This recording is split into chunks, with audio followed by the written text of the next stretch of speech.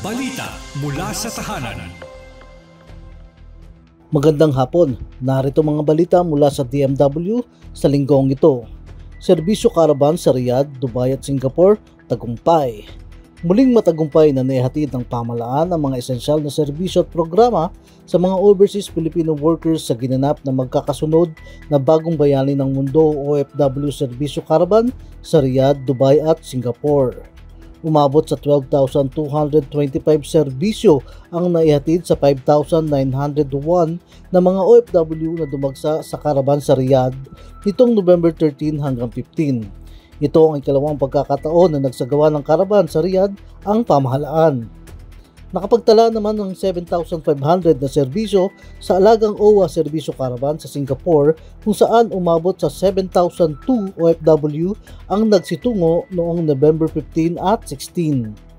Habang sa Dubai, nakapagtala ng mataas na 11,300 transactions nitong November 15 at 16 sa Dubai World Trade Center, habang aabot sa 2,187 OFWs ang dumagsa dito.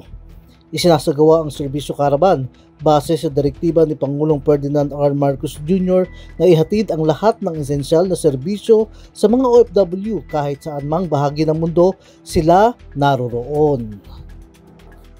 Balita mula sa tahanan. Proteksyon at promosyon sa kapakanan ng mga seafarers mas pinalakas.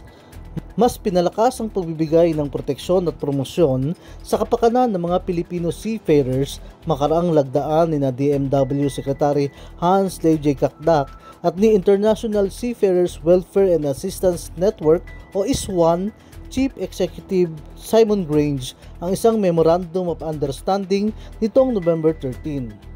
Sa ilalim nito, magkakaroon ng kolaborasyon para sa sari-saring inisyatiba para sa welfare assistance, promosyon ng kalusugan, pagresponde sa mga krisis at pagbuo ng mga polisiya para sa ikauunlad ng kalagayan ng mga tripulanteng Pilipino.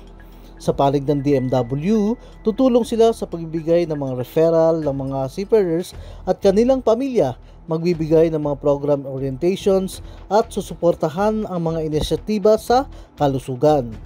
Magbibigay naman ang ISWAN ng 24/7 multilingual helpline services, emergency aid sa pamamagitan ng Seafarers Emergency Fund at humanitarian support sa mga mandaragat na maapektuhan ng piracy at mga magkakaroon ng trauma. Mag-aambag rin sila sa isinasagawang pre-employment orientation seminar para sa mental health ng mga seafarers.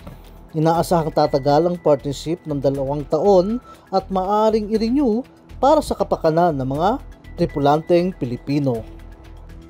Balita mula sa tahanan. At ito mga balita para sa linggong ito. Para sa tahanan ng OFW, ako po ang inyong naging tagapagbalita. Ako si Dan Garcia, nag-uulat sa Radyo Pilipinas, Radyo Publiko.